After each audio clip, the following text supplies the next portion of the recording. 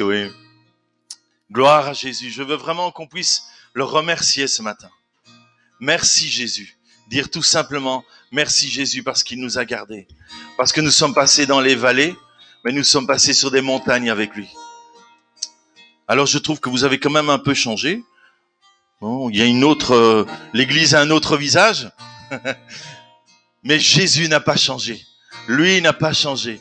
Et je veux toujours puiser mon espoir en Jésus. Alléluia. Merci Jésus. Merci Jésus. Merci Jésus. Merci Jésus.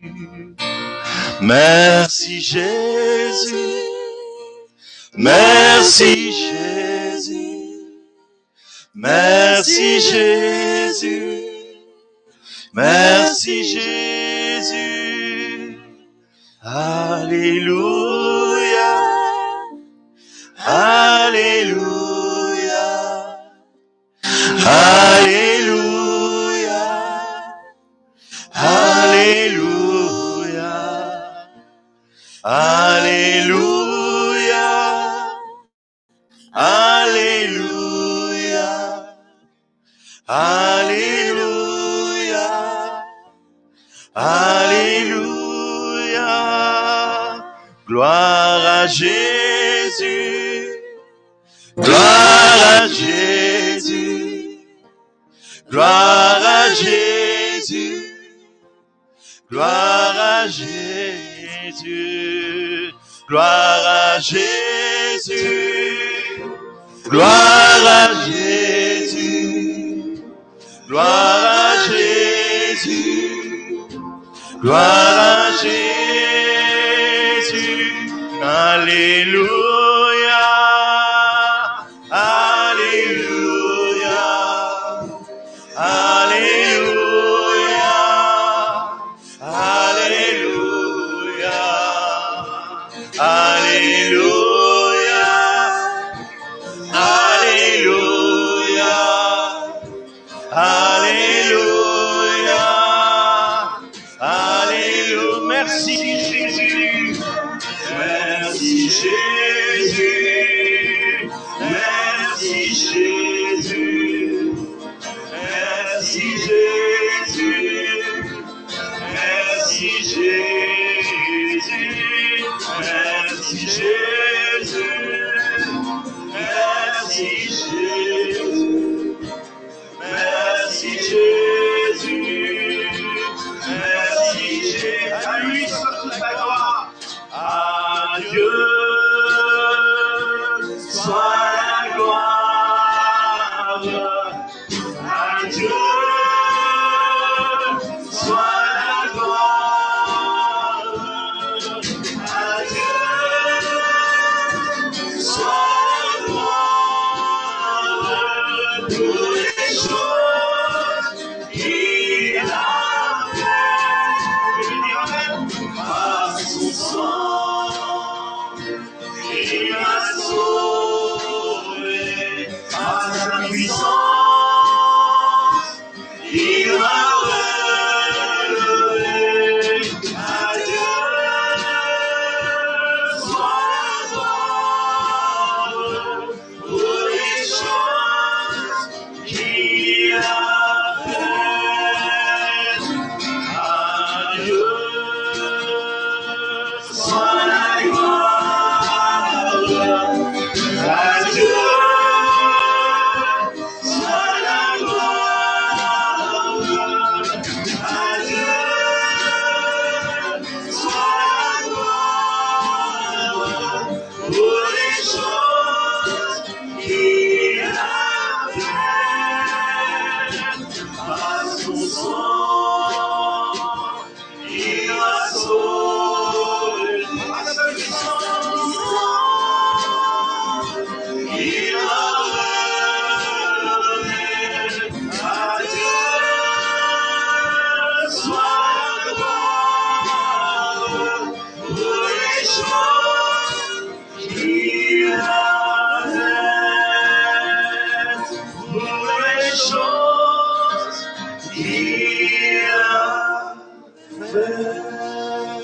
Adieu soit toute la gloire. Amen. Pour bénir son merveilleux nom, le nom de Jésus, celui qui sauve encore. Amen. Béni soit ton nom dans les pâturages des royaumes où l'eau fraîche coule abondamment. Béni soit ton nom. Béni soit ton nom quand je marche dans un lieu désert, quand je suis dans l'adversité. Béni soit ton nom. Pour chacune de tes bénédictions, je te louerai. Et quand viendra l'obscurité, je redirai. Béni soit le nom du Seigneur. Béni soit ton nom.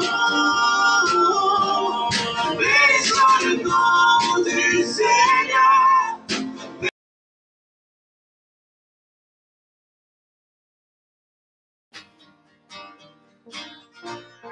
Béni soit ton nom quand le soleil sur ma face luit, quand tu vas comme je le voudrais.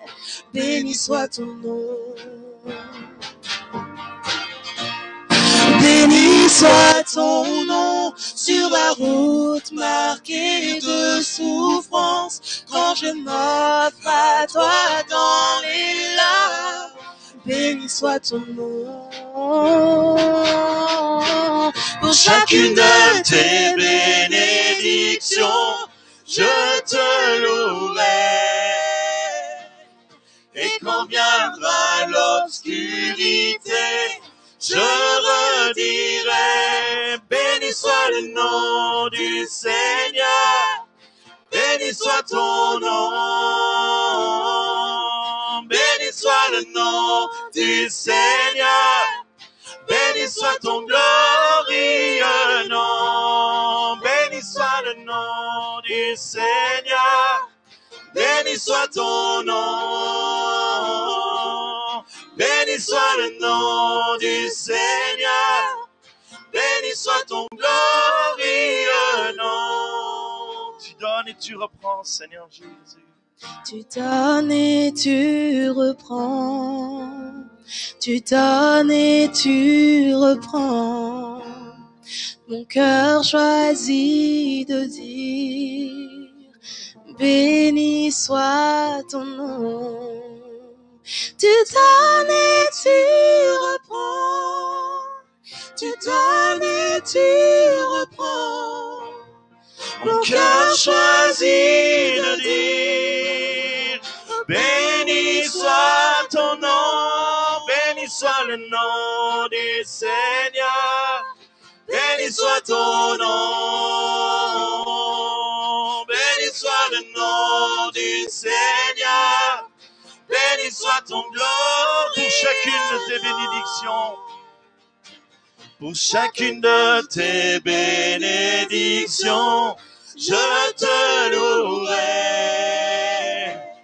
Et quand viendra l'obscurité, je redis. Pour chacune de tes bénédictions, pour chacune de tes bénédictions, je te louerai. Merci pour la communion fraternelle, Seigneur. Et quand viendra l'obscurité, je redirai, béni soit le nom du Seigneur, béni soit ton nom,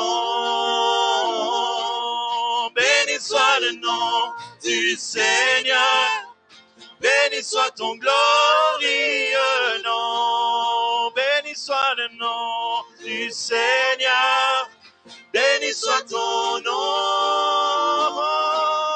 Béni soit le nom du Seigneur, béni soit ton glorieux nom. Merci Jésus, alléluia. Tout mon espoir est en toi, Seigneur Jésus. Tu es merveilleux, Seigneur Jésus. Alléluia. Alléluia. Continuons avec lui ce matin.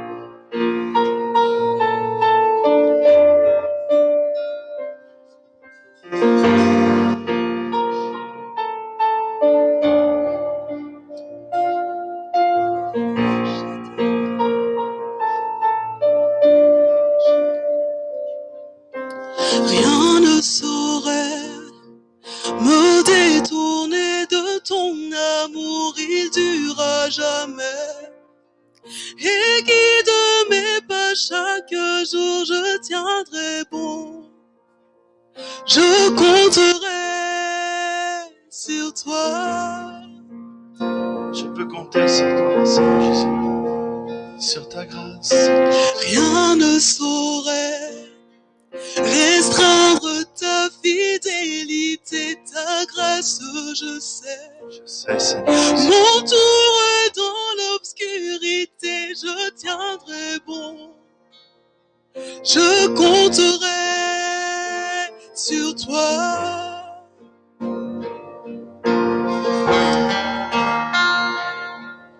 Je ne peux saisir tes voies, mais je me confie en toi.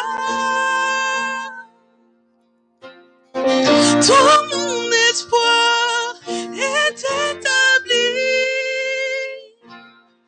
sur ton amour et ta justice. Je ne suivrai nulle autre voie. Je me confie, m'appuie sur toi. Je tiendrai bon.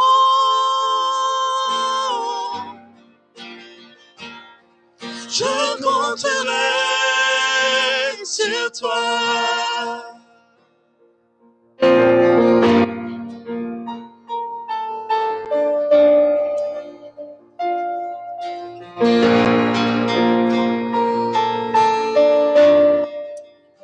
Toi mon abri, Toi mon abri, quand la tempête vient souffler, tu es mon appui.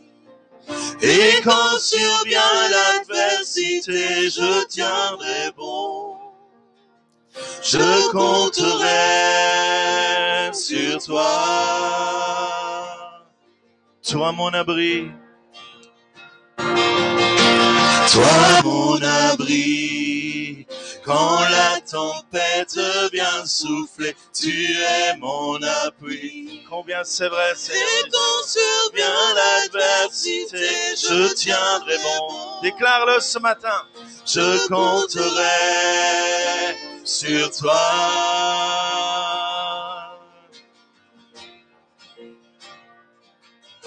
Je ne peux saisir tes voies,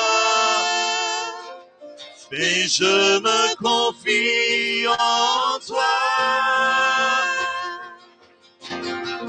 Tout mon espoir est établi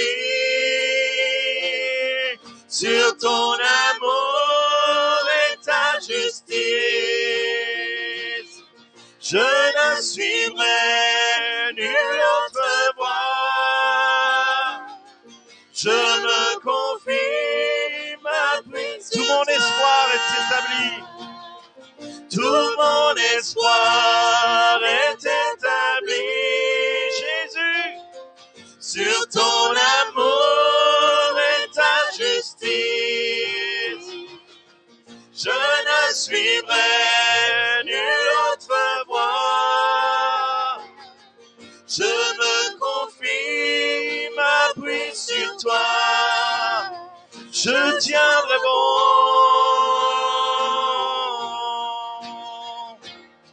Je compterai sur toi. Oh, oh, oh, je tiendrai bon. déclare-le ce matin. Je compterai sur toi. Je tiendrai bon. Je compterai sur toi. Je tiendrai bon. Je compterai sur toi. Je tiendrai bon.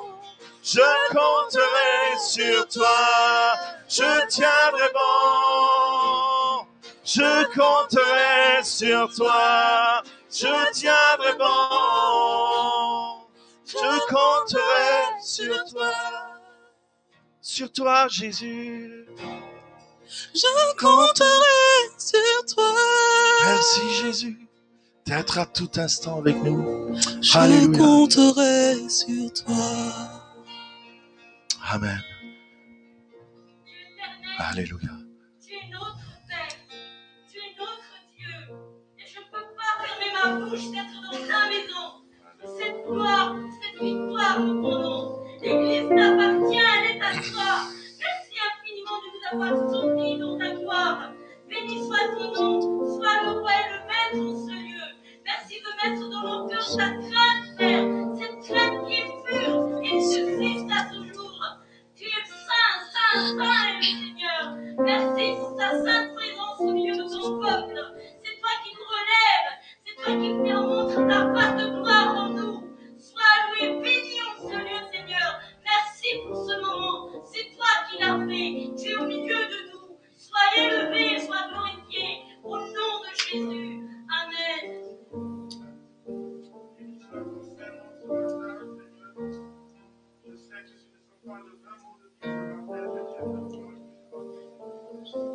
Car je sais que tu es la première venue, tu es aussi aimé.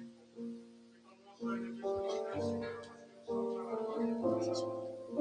Garde le roi et le béni, et que ce soit loué à ta main dans le nom de Jésus. Ainsi prié.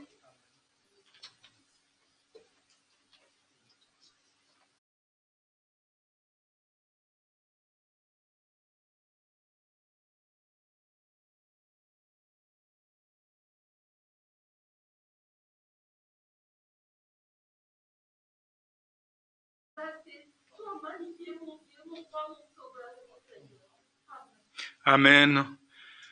Que c'est merveilleux de pouvoir encore une fois ensemble élever nos voix et louer notre Seigneur, même si nous avons des masques, mais merci Seigneur parce que ces masques ne nous empêchent pas d'élever nos voix et d'exprimer la joie de notre salut, mais aussi la joie d'être ensemble aujourd'hui. J'ai à cœur de partager avec vous un texte qui se trouve dans l'Épître aux Romains, le chapitre 4. Nous lirons à partir du verset 18. Donc, Épître aux Romains, chapitre 4, nous lirons à partir du verset 18 jusqu'au verset 25, le dernier.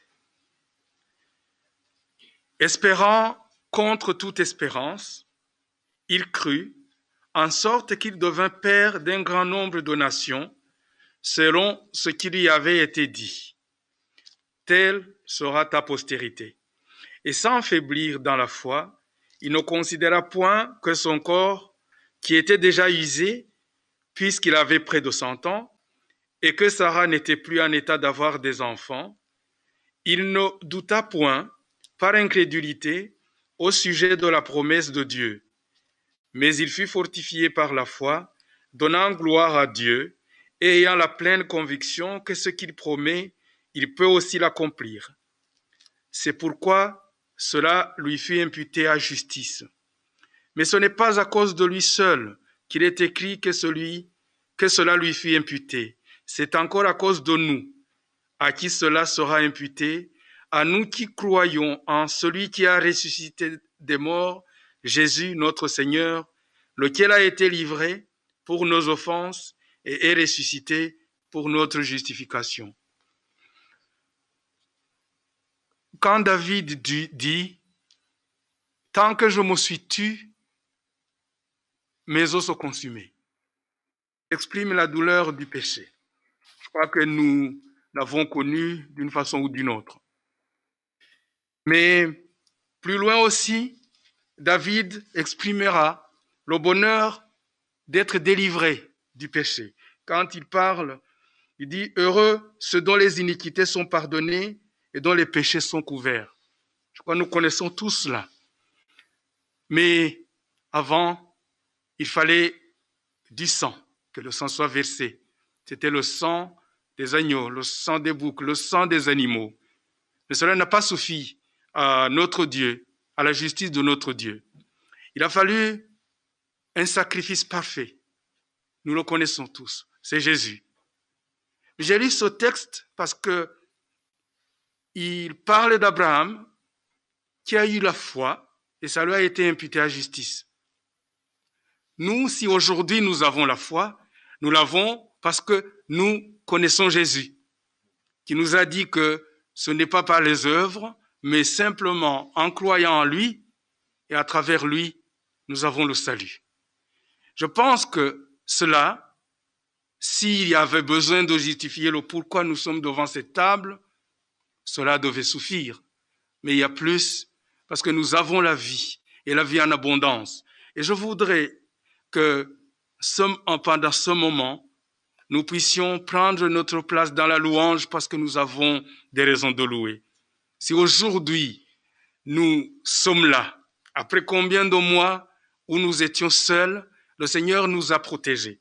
Et s'il y a eu des malades, s'il y a eu des difficultés, peut-être même des deuils, le Seigneur a été là et il a trouvé un chemin pour toucher nos cœurs et nous consoler. Parce qu'il est le seul qui est capable de faire l'impossible, donner la joie, même quand on est dans des moments de tristesse. C'est peut-être le contraire dans l'esprit humain, mais en Dieu, cela est possible. Et ce n'est possible que parce que nous lui appartenons, nous sommes héritiers du salut, de la foi d'Abraham, mais aussi nous sommes co-héritiers avec le Christ, que son nom soit loué. Nous voulons lui dire merci pour cette table qui est dressée et je voudrais demander que après, quand j'aurai fini de rendre grâce, que chacun prenne la place dans la louange. Aujourd'hui, c'est un peu spécial. Nous allons donner le pain avec des pinces, c'est pour augmenter la distance, et les coupes vous seront distribuées pour éviter toute contamination. Personne ne touchera dans les plateaux, personne ne touchera dedans. Ceux qui sont désignés, les diacres, viendront vers vous et vous remettront tout ce qu'il faut pour le repas du Seigneur. Soyez tous bénis. Oui. Le pasteur me rappelle que je parle des offrandes aussi, donc j'en profite maintenant. Donc, pour les offrandes, ça va aussi se passer autrement, pour qu'on n'ait pas trop de contacts, en tout cas qu'on limite les contacts au minimum. Les offrandes se feront dans les troncs. Il y a un tronc devant et il y a des enveloppes à côté. Donc, vous prendrez votre offrande et vous mettrez dans l'enveloppe et vous le glisserez dans le tronc. Vous pouvez le mettre dans le tronc qui est là devant, comme vous pouvez le mettre dans le tronc qui est ici pour sortir. Vous savez qu'on entre par là-bas et on sort par là-bas. Donc, vous avez deux possibilités et il y aura des enveloppes. Donc, quand nous aurons fini, je prierai aussi pour les offrandes et nous pourrons alors continuer notre culte. Je voudrais te dire merci, ô notre Dieu, pour ton amour que tu as voulu prouver alors que tu n'en étais pas obligé en donnant ton Fils unique, Jésus, qui a été le sacrifice parfait, sans tache, qui enlève tout péché. Nous voulons nous réjouir de ce que nous avons connu, que la foi suffit.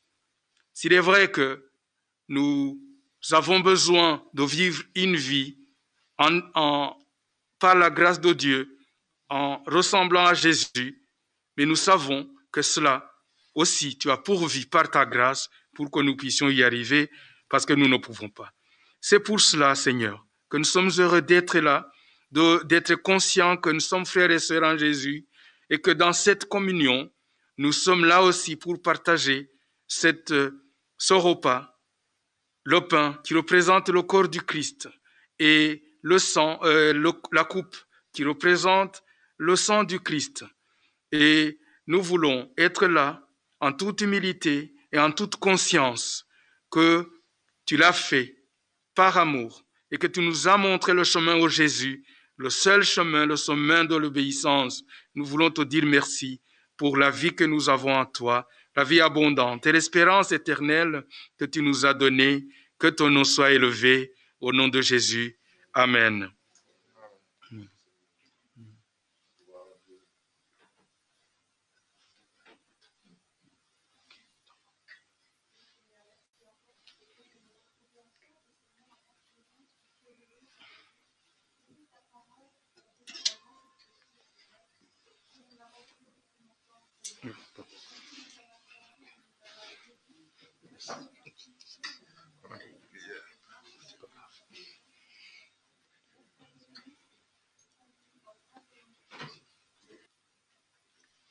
Nous allons prier pour les offrandes avant de laisser la place à la parole de Dieu. Nous voulons te dire merci, ô notre Dieu, pour toutes les bénédictions que tu nous donnes. Nous savons que si nous possédons quelque chose, c'est que tu nous l'as donné. Si nous sommes quelque chose, c'est que c'est toi qui as fait de nous quelque chose. Et nous voulons être conscients de cela à chaque instant. Et nous voulons aussi, avec un cœur reconnaissant, donner ce qui te revient pour l'édification de ton Église. Merci de bénir et d'augmenter ces choses pour qu'elles puissent suffire pour faire tous les besoins, que ce soit pour l'évangélisation, que ce soit pour la déconstruction ou l'entretien de quoi que ce soit. Nous voulons, Seigneur, que ces offrandes soient suffisantes pour la gloire de ton nom, au nom de Jésus. Amen. Amen. Gloire au Seigneur.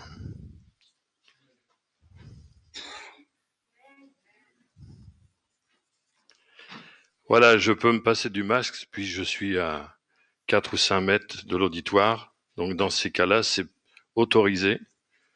Donc c'est un petit privilège. Enfin, c'est plus facile surtout.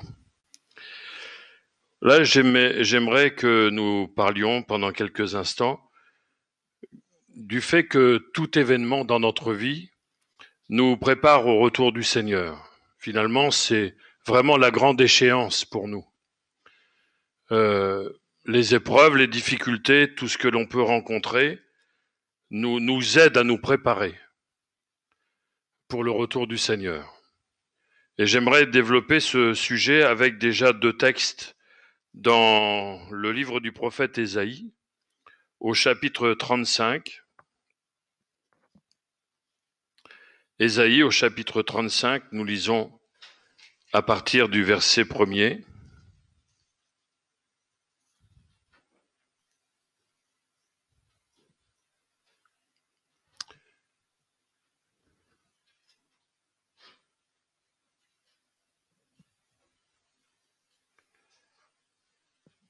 Ésaïe, chapitre 35, verset 1er.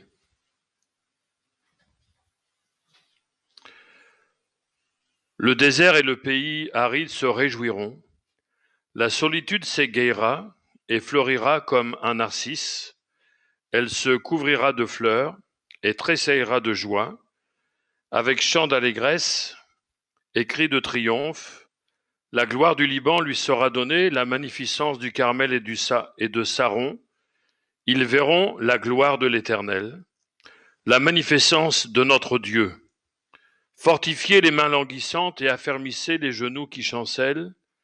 Dites à ceux qui ont le cœur troublé, prenez courage, ne craignez point, car voici votre Dieu, la vengeance viendra, la rétribution de Dieu, il viendra lui-même et vous sauvera. Nous allons dans l'épître aux Hébreux, au chapitre 12. Hébreux, chapitre 12.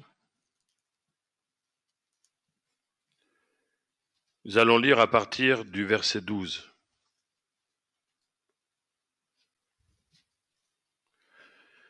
Hébreux, chapitre 12, verset 12.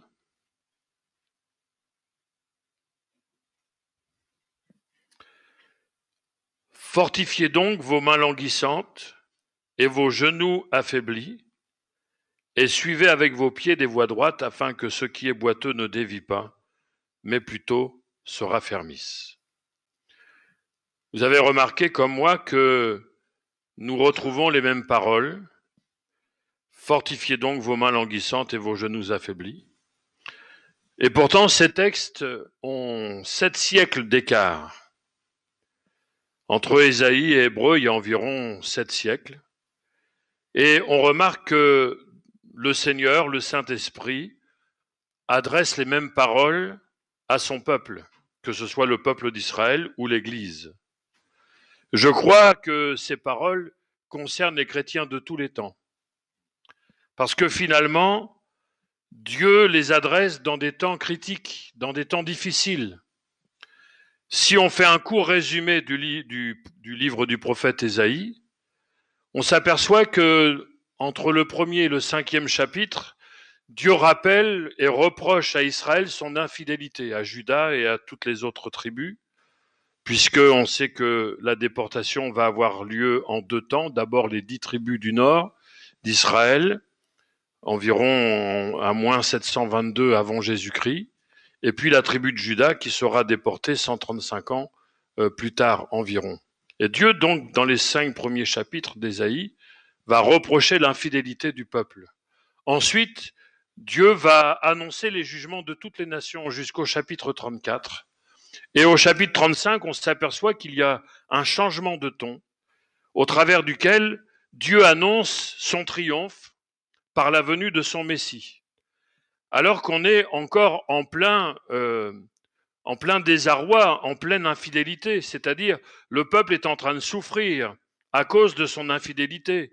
Il est en train de vivre la déportation, de la privation, privé de son temple, privé de toute vie normale, de toute vie sociale, de toute vie religieuse, de toutes sortes de privations.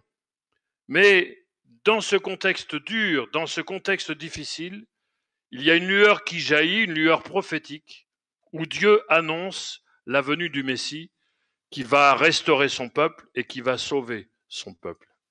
Alors, dans ce contexte-là, le Seigneur envoie des paroles d'encouragement.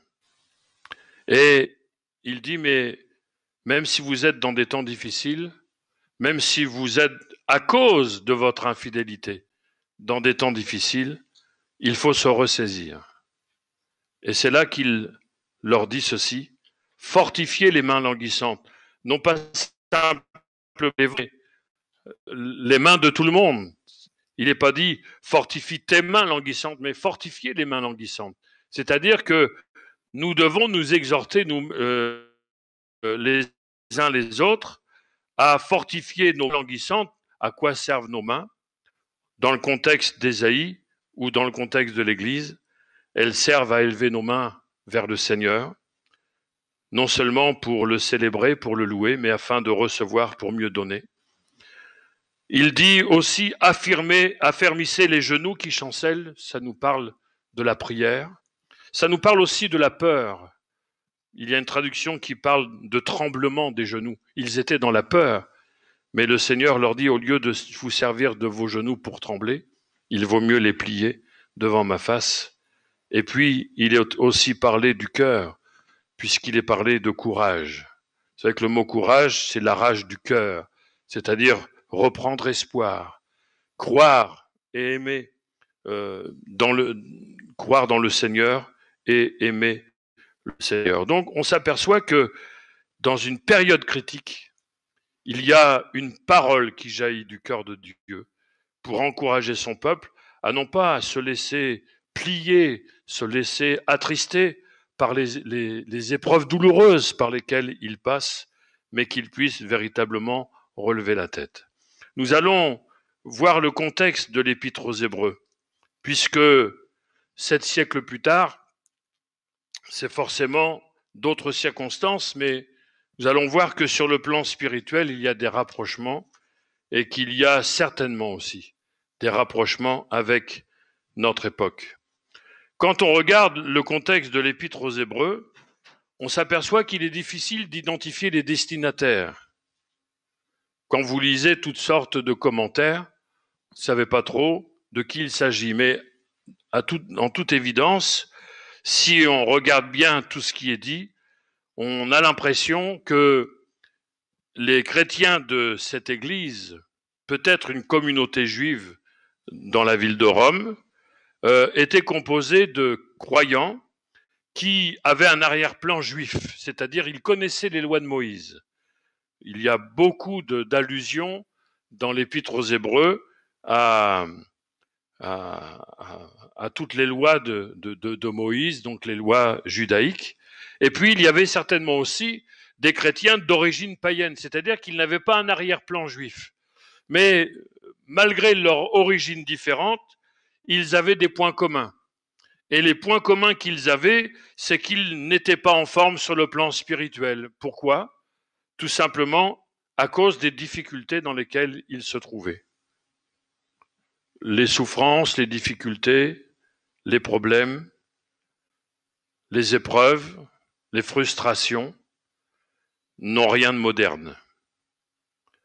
Dans tous les siècles, dans tous les temps, il y en a eu. Et nous sommes aussi dans un temps où nous vivons toutes sortes de choses. Et certainement que le pire est à venir. Ce qu'ils avaient en commun, c'est que ils avaient perdu, les chrétiens hébreux avaient perdu leur ferveur. Ils avaient perdu leur dynamisme spirituel. Ils avaient perdu le feu, la flamme dans leur cœur. Ils étaient découragés par les souffrances, par les persécutions, fatigués quelque part d'attendre le retour de Jésus. Déjà même à l'époque, il y avait des gens qui s'impatientaient parce que depuis le départ, la Bible dit « Jésus revient bientôt ». Et ça fait 2000 ans que ça dure. Et parfois, il y a des personnes qui peuvent trouver le temps long, pour diverses raisons d'ailleurs. Ils étaient tentés d'abandonner leur espérance. Certains étaient même tentés d'abandonner leur assemblée. Au chapitre 10, l'auteur est obligé de leur dire « N'abandonnons pas notre assemblée », c'est-à-dire le rassemblement de nous-mêmes, l'Église. Ils étaient tentés aussi et avaient envie de se retirer. Certains prêts à renier leur foi, ils en avaient assez de souffrir même en tant que chrétiens. Vous savez, quand la ferveur baisse, on se dit « Mais pourquoi je me sanctifie? Pourquoi je me prive? Pourquoi je renonce à ces plaisirs-là » Quand la flamme baisse, vous savez, on peut avoir soudain des désirs qu'on ne pouvait même pas soupçonner, parce que notre amour, notre flamme pour le Seigneur baisse. C'est pas anodin. Il ne faut pas passer par-dessus avec facilité. Ils étaient même prêts à renier leur foi en Jésus et à retourner dans leur ancienne religion. Et le Saint-Esprit va utiliser la même parole qu'il avait utilisée 7 siècles auparavant pour leur dire, comme le peuple d'Israël à un moment donné, vous aussi, vous êtes entrés dans cette phase où vous avez perdu votre flamme, vous avez perdu vos repères, vous êtes en train d'hésiter dans votre vie chrétienne. Eh bien, il y a des choses à faire. Il y a une réaction à avoir. On n'est pas obligé de subir sans cesse, mais on peut avoir de bonnes réactions, et les réactions que le Saint-Esprit demande à son peuple d'avoir, en tout cas à cette Église, composée en grande majorité d'Hébreux, fortifiez donc vos mains languissantes. Affermissez vos genoux affaiblis, et là il y a une petite différence. Suivez avec vos pieds des voies droites, afin que ce qui est boiteux ne dévie pas, mais plutôt se raffermisse. Donc le Saint-Esprit a utilisé ces mêmes paroles pour le peuple d'Israël que pour l'Église du 1er siècle. Et je crois, frères et sœurs, que le Saint-Esprit utilise les mêmes paroles pour nous aujourd'hui, pour l'Église d'aujourd'hui et pour l'Église des derniers temps.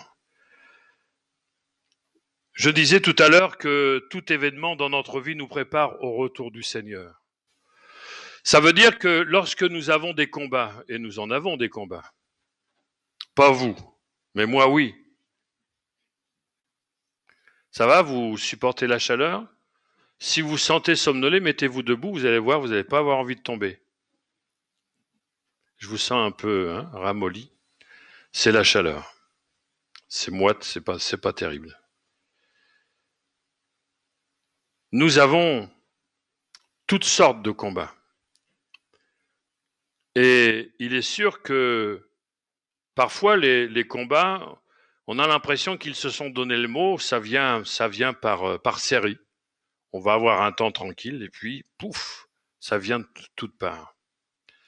Mais quand on combat dans l'épreuve, on ne combat pas uniquement par rapport à l'épreuve. L'épreuve, elle a un but entre les mains du Seigneur. C'est toujours pour nous que nous soyons vigilants. Sans combat, on s'endort.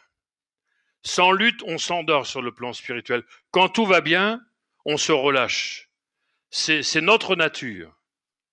Et c'est une nature que nous avons besoin de combattre.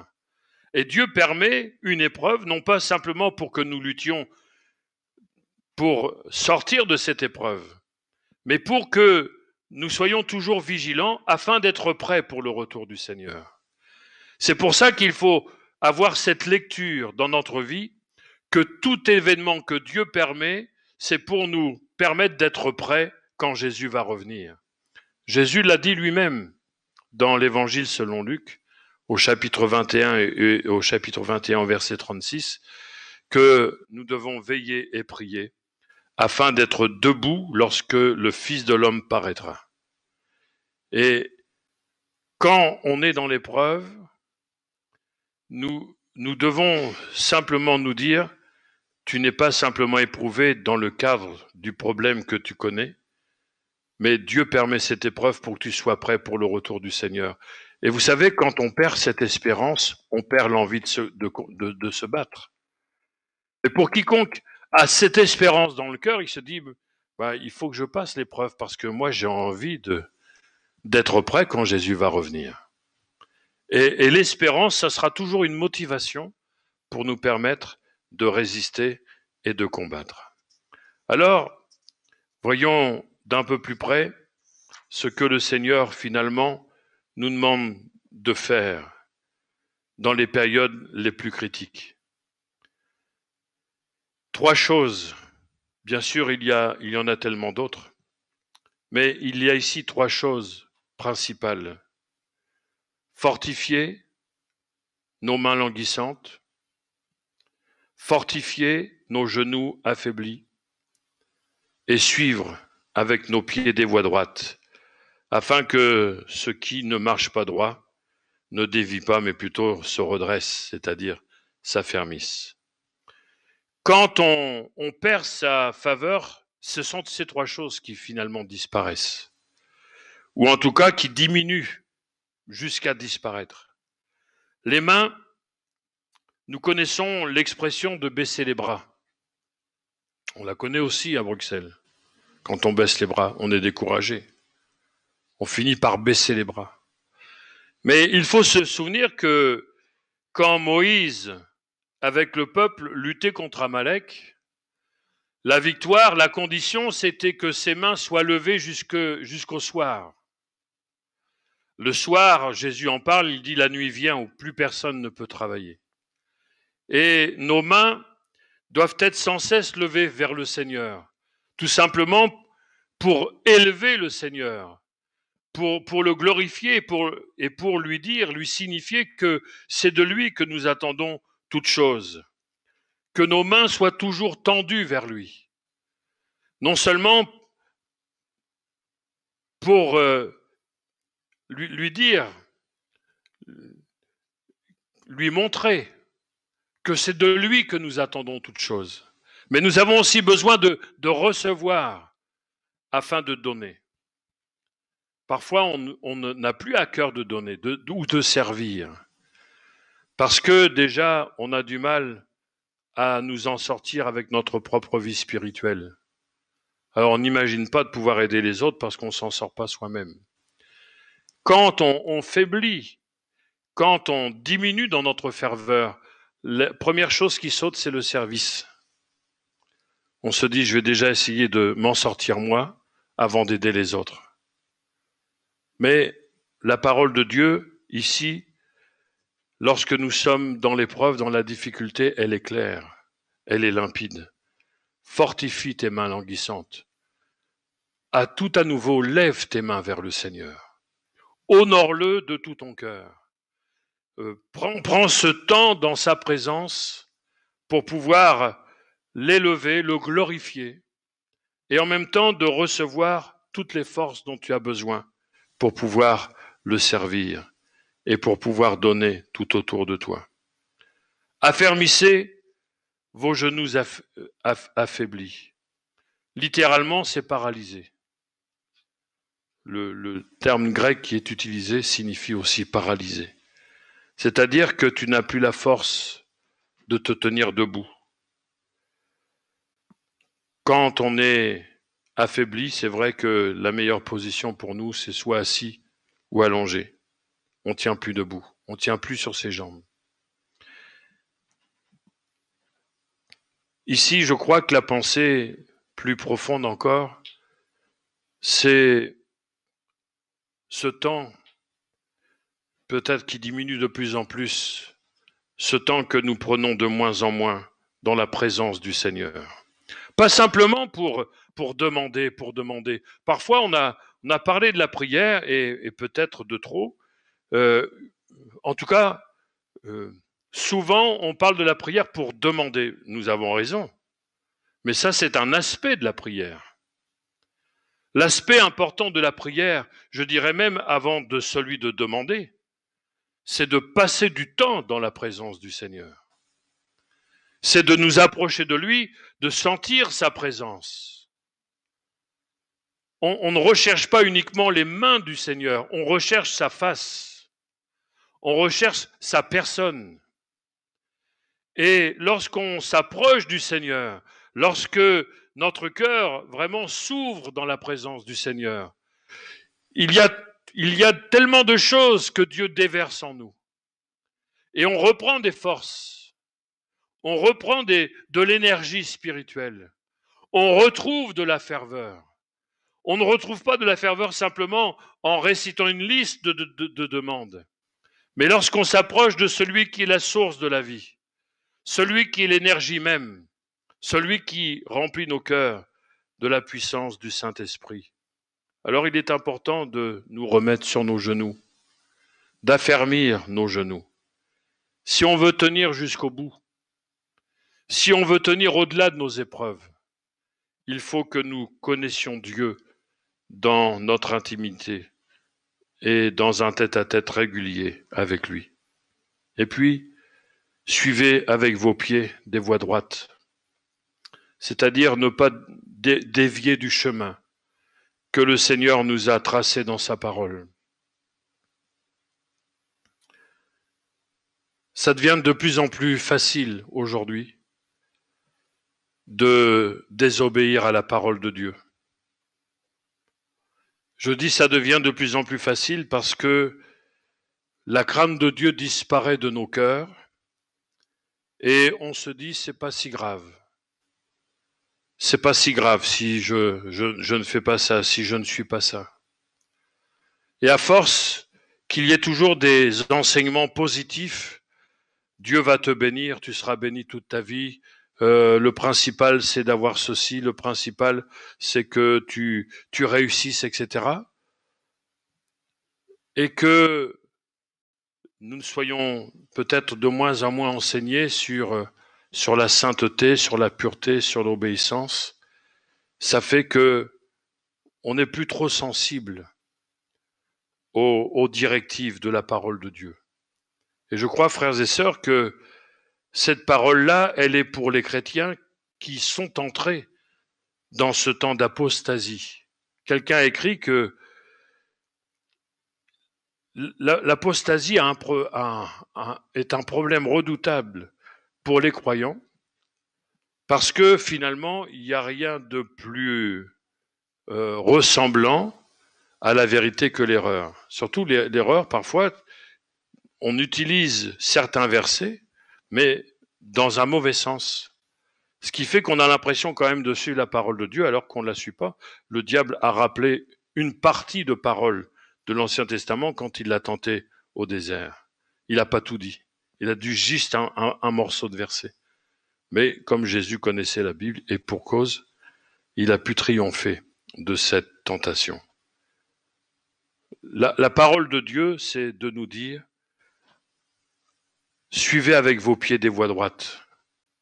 Et ça, c'est personnel. Seigneur, est-ce que je suis dans tes voies? Est-ce que je marche dans tes voies? Est-ce que je marche dans la droiture? Est-ce que je marche dans l'intégrité, non pas dans l'incrédulité? Ça va pas, ça, quand le pasteur dévie, vous voyez. Oh là là, je sais pas si je vais rester. Dans l'intégrité. Est-ce que je marche dans l'intégrité? Est-ce que je suis droit de cœur? Est-ce que je suis pur de cœur? Est-ce que je suis fidèle à ce que Dieu m'a donné? Ce sont ces trois choses-là, au minimum, qui vont nous permettre d'être prêts. Non seulement de sortir de nos épreuves, parce que quand on lit la parole de Dieu, on trouve les moyens de sortir de nos épreuves, et en même temps, la parole de Dieu va nous guider pour être prêts pour le retour du Seigneur. Et si nous obéissons au Seigneur, notre âme va guérir. Nous allons nous relever et nous allons être plus que vainqueurs. Le dernier mot, j'aimerais le laisser à l'apôtre Paul dans son épître aux Romains, au chapitre 13. Nous lisons au verset 11 et 12.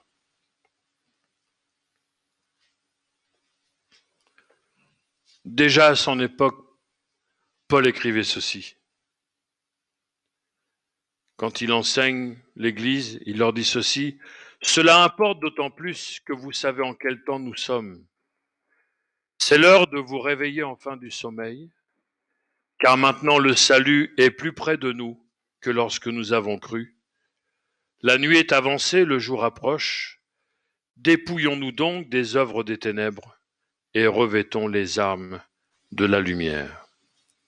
Cela importe d'autant plus que vous savez en quel temps nous sommes, c'est l'heure enfin de vous réveiller du sommeil. C'est un peu le message que l'auteur de l'Épître aux Hébreux et Ésaïe nous a donné. Fortifiez, c'est-à-dire réagissez. Réagissons, frères et sœurs. Fortifions nos mains si elles sont fatiguées. Affermissons nos genoux qui tremblent ou qui ne se placent plus entre dans la présence du Seigneur.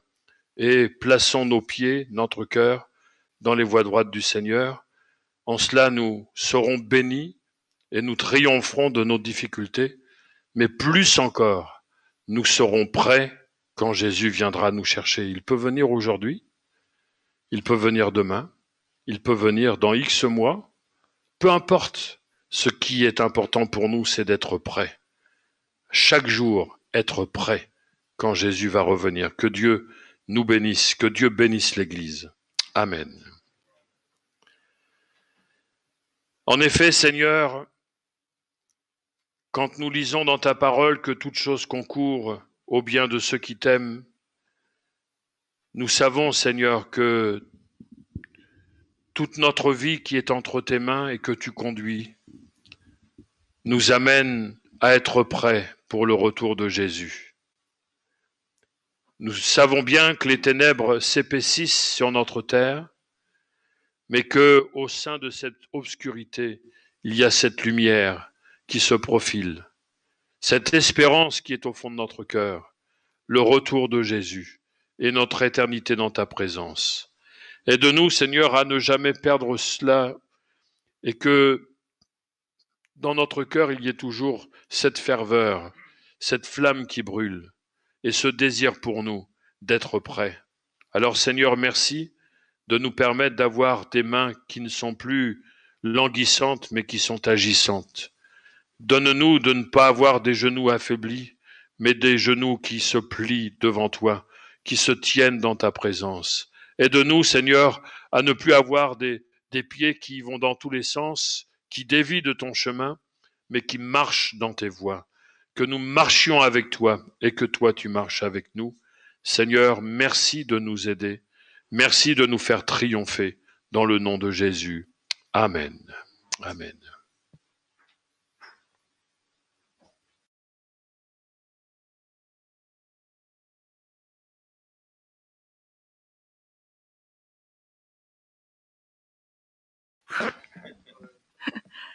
Voilà, demain vers 11h, le partage de prières pour les mamans.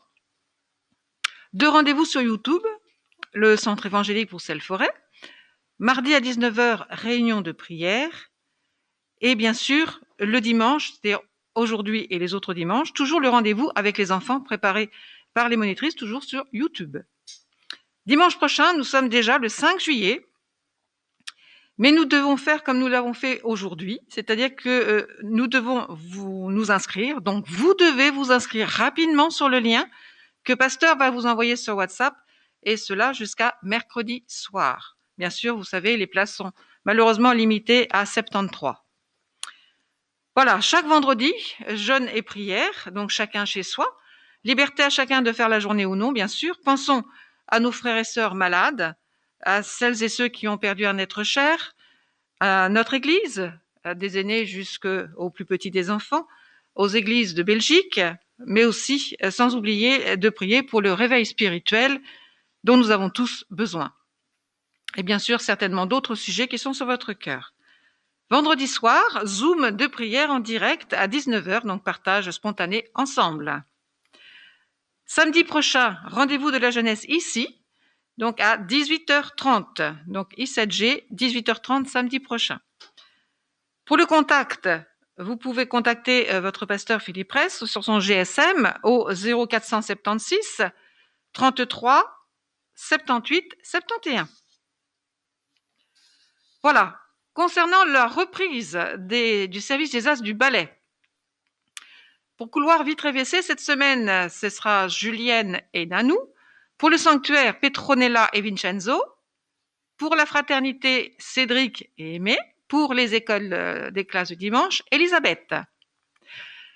Je ne vous cache pas que pendant que nous étions chacun chez soi, les Pentecôtes se sont accumulées. Donc, nous avons à la fois le restant du mois de mars, nous avons tout le mois d'avril, tout le mois de mai, tout le mois de juin. Donc, vous avez le choix. Hein, vous les prenez tous ou ce que vous voulez. Mais ils sont tous à votre disposition à la librairie. Voilà, comme les commandes de calendrier également qui avaient été faites avant le confinement. Donc, tout est resté dans la librairie, rien n'a changé.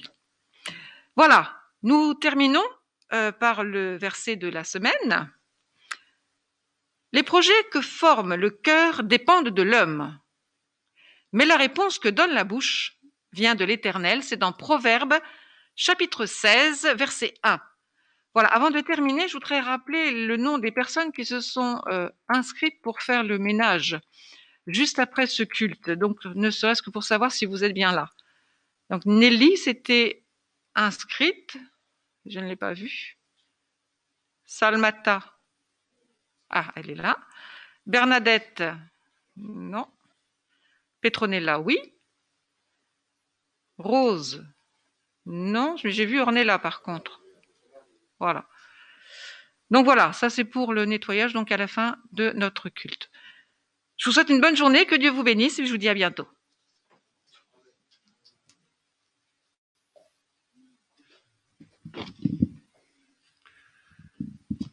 Nous allons reprendre nos réunions de prière ici, le mardi 7 juillet, donc pas mardi là, mais l'autre mardi, donc avec les mêmes conditions d'inscription. Alors pendant un temps, ça va être pas très drôle, mais bon, c'est mieux que rien, et d'autant plus que ça sera le même nombre, donc si on arrive à 73 pour les réunions de prière, on va pas s'en plaindre. Vous comprenez? Vous voyez ce que je veux dire? Ça sera mieux que d'habitude, quoi. Mais c'est bien de pouvoir les reprendre, donc pas ce mardi-là, mais mardi prochain, le 7. Alors, vous avez remarqué que les vidéos ont été prises, donc notre culte a été filmé, donc notre frère JB va mettre en ligne tout à l'heure, pour que ceux qui n'ont pas pu assister ni au premier ni au deuxième, pas pu ou pas voulu, puissent avoir un culte pas trop tard en fin de matinée. Je vous suis reconnaissant avec mon épouse pour vos prières, vos mots, pendant le temps de mon hospitalisation, pendant le temps aussi où j'étais pas en forme. Ça a duré 15 jours, 3 semaines quand même, où j'avais pas trop de force. Et je bénis le Seigneur de m'avoir relevé, La prochaine étape, c'est mardi, l'opération pour enlever la vésicule biliaire. Donc merci de continuer à rendre grâce à Dieu et à prier pour que les choses se passent bien. On est dans la paix. On est dans la paix du Seigneur. Merci également à tous ceux qui ont participé à l'enregistrement de tous ces cultes, de toutes ces réunions, que ce soit les chantres, les choristes, les musiciens, les techniciens, tous ceux qui ont travaillé, et mention particulière à JB, parce que quand j'avais plus la force de faire les vidéos, parce qu'à un moment donné, je pouvais même plus faire des vidéos, les montages vidéo, donc il l'a fait, il l'a très bien fait. Donc on peut lui manifester toute notre reconnaissance, ainsi qu'à Shelly qui a aidé pour les paroles. Que le Seigneur les bénisse. En ce qui concerne les sorties, donc la sortie, elle peut pas se faire par la rue Volvoxem, elle se fait par le parking. Donc quelqu'un va vous ouvrir tout à l'heure pour que vous sortiez ici, donc derrière le rideau là. La sortie se fait banc par banc. On peut pas s'accumuler, faire des groupes, mais banc par banc. Donc le service d'accueil va vous conduire, va vous guider pour que vous puissiez sortir. Et puis si vous désirez, comme ça a été dit pour les offrandes, vous pouvez prendre les enveloppes pour la prochaine fois, ils sont là. Donc sentez-vous libre. Le mieux, c'est de ne pas retourner en arrière, mais de prendre les enveloppes qui sont ici, pour qu'il n'y ait pas trop de croisements, pour limiter les contacts. Merci de supporter toutes ces contraintes que nous n'avons pas décidées de nous-mêmes, mais qui nous sont imposées et que nous devons veiller à observer, d'autant plus que les cultes sont non seulement filmés, mais sont sur YouTube. Et il va pas y avoir que des gens qui sont assoiffés de voir, d'entendre la prédication, les chants, etc., mais il est sûr que les autorités regardent. Si on observe, si on fait bien ce qu'il faut, on peut être très bien contrôlé pendant un culte. Le commissaire du coin me l'a dit. Donc, non seulement on fait les choses par motif de conscience, mais aussi en sachant que l'on peut être contrôlé. Donc c'est pour ça qu'il nous faut une certaine rigueur et qu'on soit un petit peu casse-pied sur les bords. Seulement sur les bords. Voilà, soyez bénis, que le Seigneur nous accorde sa grâce. Voilà, on ne tarde pas à sortir puisqu'il va y avoir une équipe qui va désinfecter les bancs, même si c'est peut-être pour rien, mais il faut qu'on le fasse. Alors, on peut se lever, on a le droit, rendre grâce au Seigneur, le bénir de tout notre cœur. Voilà, Emmanuel, vous voulez bien rendre grâce au Seigneur, s'il vous plaît.